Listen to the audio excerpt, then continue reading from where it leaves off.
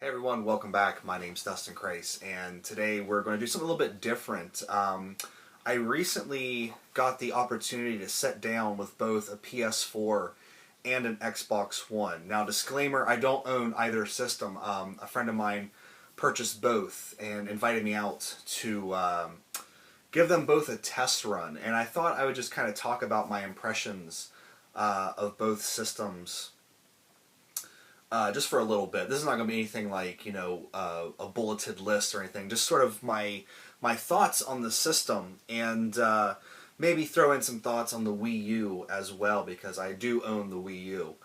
But yeah, my friend picked up both systems. He's been kind of squirreling money away for them the entire year, and he actually thought that he was just going to sell his Xbox One when he got the system itself. He wasn't sure if he wanted to keep it or not, but then the sort of the excitement of it overtook him, and he said, "Yeah, I'm going to keep it." So he invited me out, and he had already had the PS4 for a few days, so it was already set up and ready to go. The Xbox One was still in the box, and this is the next day after the launch. This is Saturday. Or no, this is Friday, because he got it Thursday night at midnight. Yeah, those midnight launches sometimes throw me off. But so immediately I sat down with the PS4 first and held the PS4 controller in my hand without the GameStop attachment that keeps it to the kiosk. And I gotta tell you, I think the PS4 controller, for my personal taste, is absolutely perfect. I love that PS4 controller. It's got a wonderful sort of textured matte finish on the back that really kind of just contours to your hand. The new grips, with them going straight down instead of at that weird angle, it allows your hands to just kind of cup it even better. Really gets a nice grip on that controller. The sticks feel amazing. There's a lot of criticism out there about the DualShock 3, and even I threw criticism at it with Front Mission Evolved. Yeah, I felt like there's no resistance on those sticks whatsoever, and the PS4 just has a wonderful, wonderful resistance on those sticks. I really think that when things start rolling out for the PS4, people are going to really realize what an awesome controller that is. Unfortunately, I didn't get to do any games that involve the touchpad on the controller, so I'm not sure how that works, but it is a nice button, because you can actually press that touchpad down and it works as an individual button as well. The D-pad feels a little cheap. That's the only sort of downside I have to the controller. The D-pad does feel a little chintzy, just kind of a cheap plastic, and not as good as, say, the DualShock 3's D-pad felt. The triggers, much improved. And this is going to be crazy, but I actually kind of preferred them to the Xbox One controller, and we'll talk about that when we talk about the Xbox One. But I was playing Killzone, and I was playing Call of Duty Ghosts, and it just felt, that controller just feels natural. And I think it's a testament to Sony's original design. Even though they changed it up for this one, it's still at its core the same design as what came out in 1995 with the PlayStation 1. Some other things about the PS4, it's quiet as a mouse, man. No sound coming out of that thing, no fans, no nothing. I love that there's no power brick, so there's just a less of a footprint. It's small, compact, it feels just nice, it looks beautiful on the shelf. And probably the big thing, and the thing I kind of want to talk about a little bit, is the menu. Walking right in, I powered on his PS4 and just sat down and was just navigating like crazy through that thing. And I had no issue whatsoever figuring out, what I wanted to select and play, or what options, what features I wanted to go into and check out. And I didn't check out a lot of the extra stuff, because he didn't have a lot of it set up, and honestly, I just wanted to play the games. And that's the thing, talking to him about the setup on the PS4, that's the thing, you can really tell the focus on these systems. Basically, he said The PS4, you hook it up, you turn it on, you do that initial update, and then you start installing your games. And some games you can play while they're installing. It's ready to go. Aside from a few short things, it's ready to go right out of the box to start playing games. And for me, that's exciting. That's what I want out of a console. I don't want a console that when I hook it up, I have to sit there for 3 hours and watch it do all these various updates and try to install games and stuff like that. We'll get to that in a minute.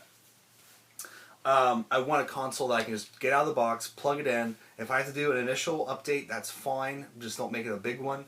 And then you're off and going. And that's basically how he said the PS4 is. And look, this guy is not this guy's not a fanboy. He loves any style gaming. He PC games. He owns almost every console. You know, he buys the new consoles as they come out. I should put it that way. He's not a fanboy with an axe to grind, and we're going to get into that in a minute. But my experience with the PS4, it was just phenomenal, and I'm so excited to eventually buy one.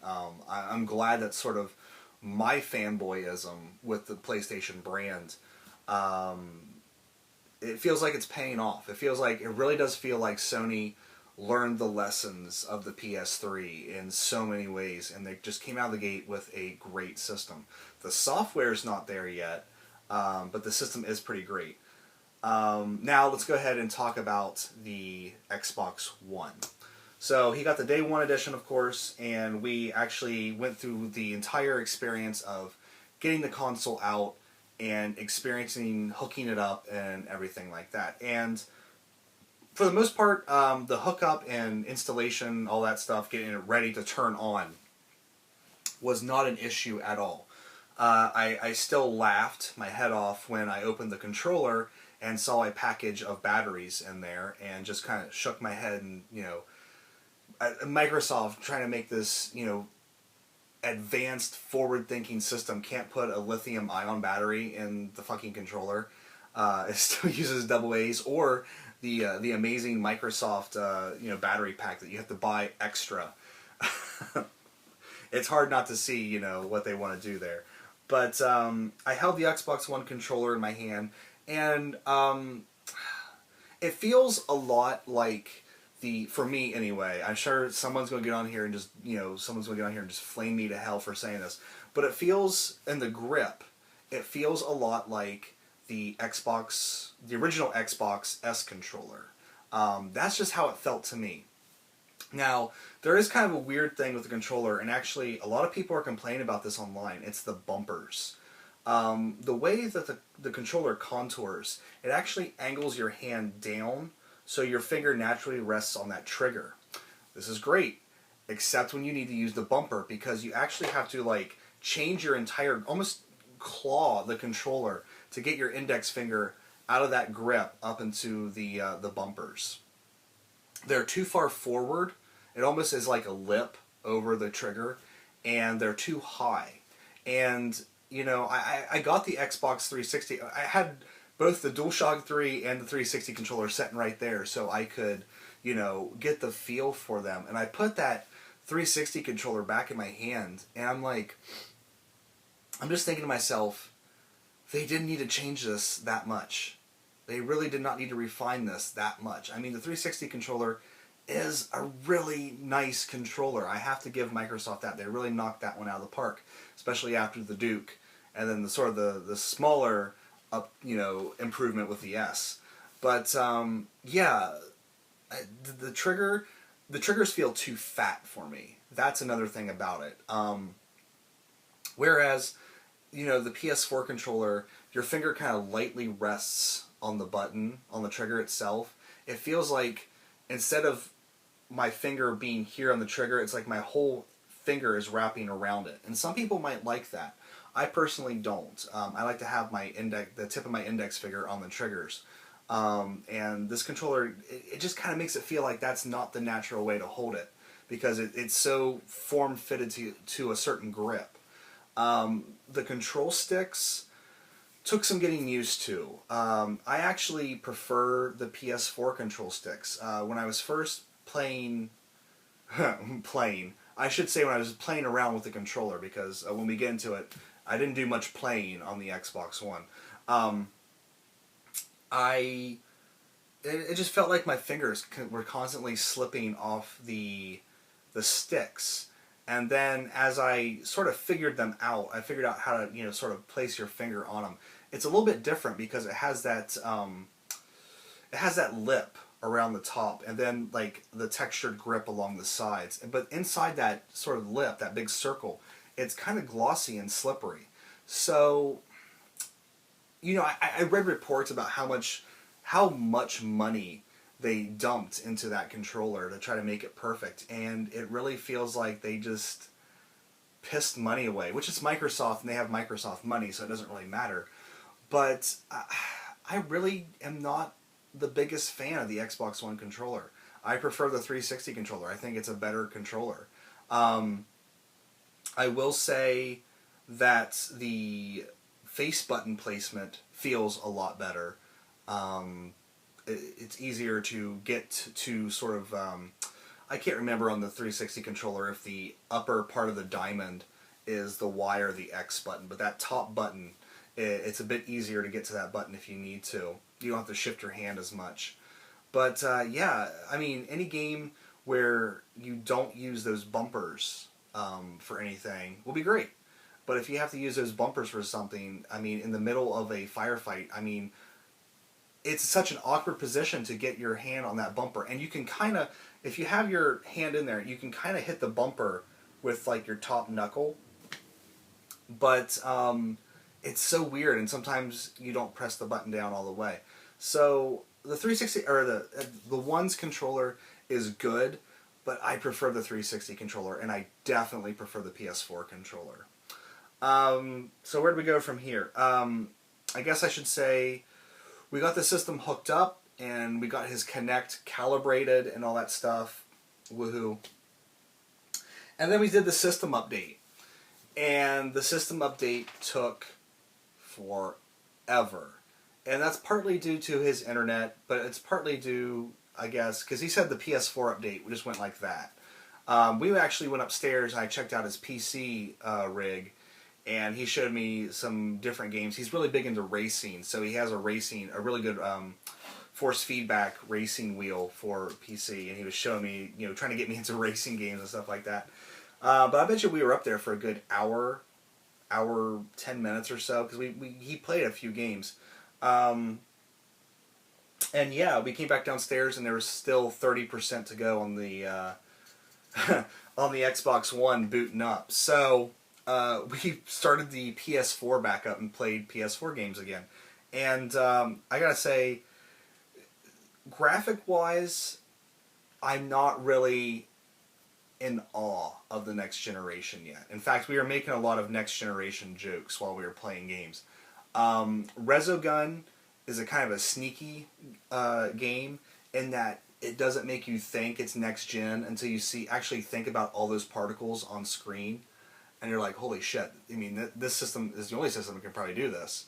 Especially when you beat a level and everything just explodes. It's a pretty beautiful sight. But in terms of like the graphics themselves, I mean, there is a lot of, more texturing and things like that, and the lighting's a lot better. But there was nothing that really blew me away. Call of Duty is not really known for its graphics.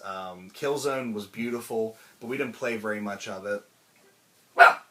But, yeah, so we played some more PS4. He put in his NBA 2K game and played it for a little bit. And finally, the Xbox One finished its update, and we were like, oh man, this is going to be great. Now we're going to see what this thing's got to do. So we put in Dead Rising 3, and immediately it wanted to do an update for the game, which was half a gig. And we're like, oh god, half a gig, do we really want to sit here and wait on that? So we took Dead Rising 3 out. Didn't even install it into the system because it wanted to do that update first, which I thought was really weird, because usually you install it, then you do your updates. But hey, whatever, it's next gen. This is the power of cloud. So then we put in Forza was it Forza 5 or is it Forza 6? I can't remember what the actual number is, but the Forza for Xbox One. It wanted to do a 6 gig update. Now, it says update, but we were starting to wonder with that 6 gigs if that was just like instead of this is what it seemed like the Xbox One wanted to do.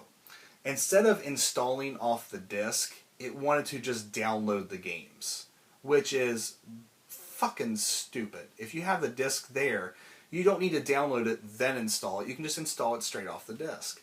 But it seemed like his Xbox One wanted to download the games rather than just install them off the disc. If anyone else had a problem with this, let me know. So what we had to do is we had to completely shut down the system, turn it back on, or no, turn off the network, then turn the system off, turn it back on, and put the games in. It still would not install Dead Rising 3.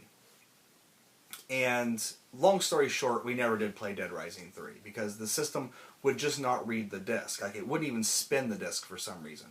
So we put back in Forza, and it starts installing Forza. And it starts installing it at a snail's pace.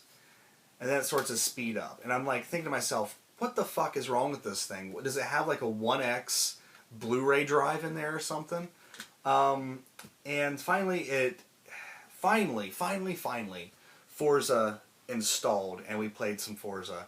And I have to say, you know, racing games are always a good show-off piece for a system, and it really showed off Xbox One pretty well.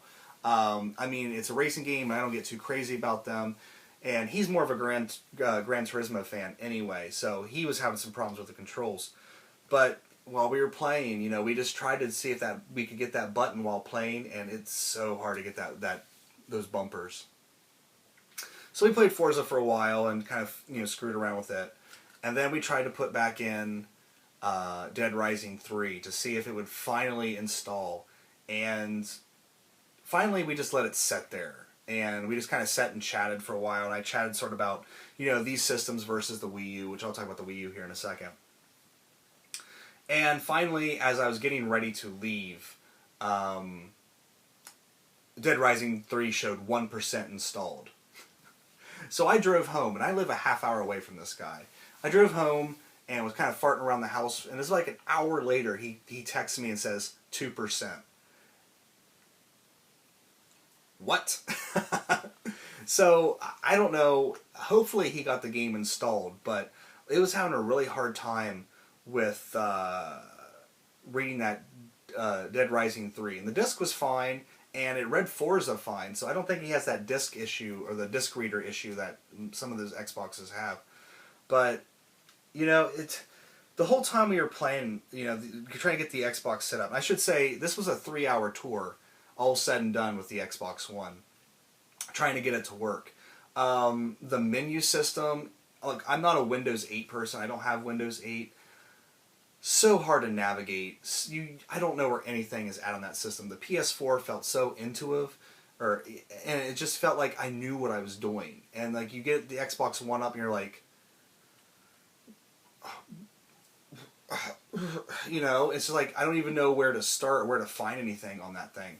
The Kinect only worked about half the time. It was really good at snapping the TV and bringing TV up, but it was having a hard time reading the disc. So that kind of goes back to saying it's really clear where both of these companies focused. Sony played games pretty much right out of the box, you know, wasted no time with that shit. Xbox One, the rigmarole of setting up the Kinect and setting up the system, doing the updates. I mean, even if without the sort of the disc reading problems, you're still looking about an hour and a half probably before you get gaming. It's pretty ridiculous. And, you know, the Kinect would only register his voice about half the time. It's just, if you're looking for the experience that they showed at, like, the conventions, or the guy's just like, Xbox One, snap the TV, do this, do that, do this, do that. It's just bam, bam, bam, bam, bam. It's not going to happen. Not going to happen. You're going to be thoroughly disappointed. And like I said, this guy is not a fanboy of either company, really. And he's just sitting there like so disappointed look, he dropped $600+ on this thing. You know, the system, 2 games, and some other stuff. You know, and he's just sitting there like, just kind of. I felt bad because he felt. I mean, I could feel like the knot in his stomach. Like, what did I do? Why? What? You know, and it's like, whenever the Xbox One would fuck up, we would go back to the PS4. And there was one screen that popped up that kind of summed up our night with the Xbox One, and it was an error, and it said, "Try again. We're not sure what happened there," and it gave an error code. And I was like, oh my god, that just sums up our experience with the Xbox One. Try again. We're not sure what happened there. But yeah, the Xbox One was I mean, I was chatting the guys in the AGP chat, and I felt bad because it felt like I was really dogging the Xbox One, but I was just reporting what was happening as it was happening to these guys. And I mean, if I go back and like get the transcript of that part of the chat, it's like, it sounds like the Xbox One is just a terrible piece of shit. And in all, you know, seriousness, it's not. But you know, the PS4 right out of the gate, when it just works. That was something that impressed me and really made me excited to eventually get one. I'm not sure where we're at in time-wise because I can't see the screen, but I'll talk briefly about the Wii U. Obviously, the Wii U is going to be outclassed very quickly when it comes to graphics, and that's always been sort of Nintendo's thing. Their systems have always been a little bit weaker, although the GameCube, you can argue the GameCube was the strongest system that generation. But, you know, playing some of the more interesting games, you know, those Nintendo games, of course, is going to what's going to keep Nintendo going. They're probably going to be in third place again. There's no doubt about it that the Wii U is probably going to be in third place again unless they really find their footing with the software. But I personally, I have a Wii U. I don't have very many games for it, but I still like my purchase. I think the gamepad's cool. I don't know why they can't mirror the success of the 3DS with the Wii U, because it's practically the same fucking thing. Two screens, you know. Well, I don't understand. But I guess there is a different mindset for consoles, that they have to be like these big blockbuster titles instead of Nintendo just making like the quirky games that they make on the 3DS that everyone, you know, goes out and rushes out and buys. But I like the feel of the controllers. I kind of talked about it in my pickups video with the Wii U Pro controller. I don't mind the sticks being up here, but I don't like the face buttons. That Y button there is really hard to get to sometimes. The gamepad, I try to use it as little as possible because I feel like I'm going to break the fucking thing. And it's like $180 to replace it. But yeah, I mean, I like my Wii U, and I think as the software, you know, I just got Mario 3D World, and I'm actually really enjoying that. So I think as the stuff comes out, I think what's going to happen is, I think people are probably going to buy an Xbox One and a Wii U, or a PS4 and a Wii U. I don't know if a lot of people are going to buy an Xbox One and a PS4, just because part of me is kind of thinking the age of exclusives that aren't made by Nintendo, Microsoft, or Sony, I think those days are over. We're kind of seeing some remnants of it in these launch titles, but I don't know. I think game companies have to go multi-platform nowadays to make their money back. You know, sort of putting all their chips in one ship. It seems like a kind of a dangerous prospect.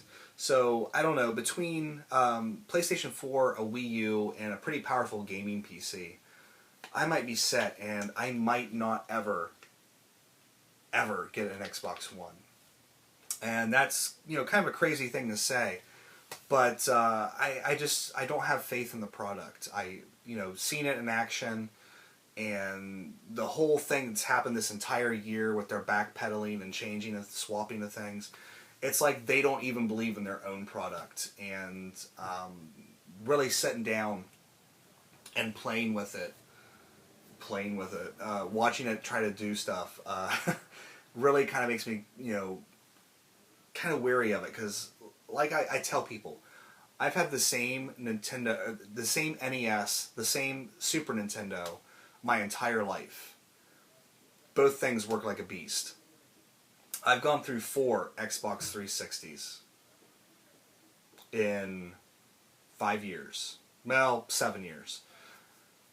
That's not a good track record. And, you know, I don't know if I can fully trust $600 or $500 in another Microsoft system again. Maybe when they do a console redesign like the Xbox One Slim, like in 5 years or so, maybe I'll pick up one then.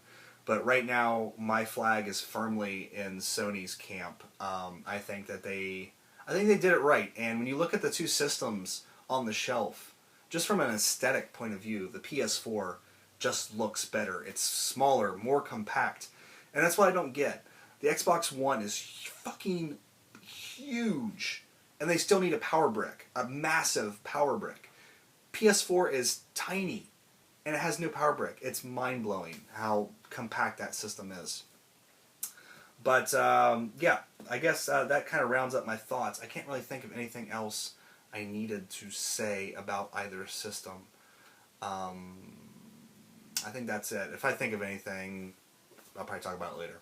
But anyway, that is my thoughts on the next-gen systems. I'm actually really excited to get a PS4 and see what else comes out for the Wii U. And while I don't hope that the Xbox One is a resounding failure. You know, I hope it's a good system because a lot of people went out there and bought it. I don't want it to be the next, you know, Neo Geo X where I was really excited for it and then it's just nothing.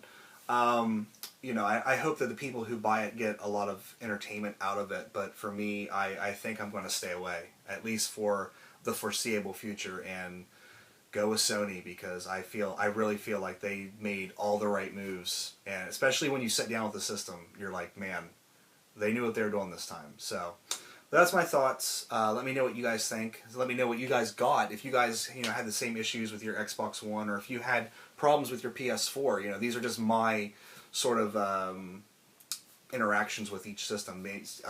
A lot of people probably had different interactions, so important to get several different opinions. But anyway, that's it for this video. I want to thank you guys so much for watching. Take care. I'll see you next time.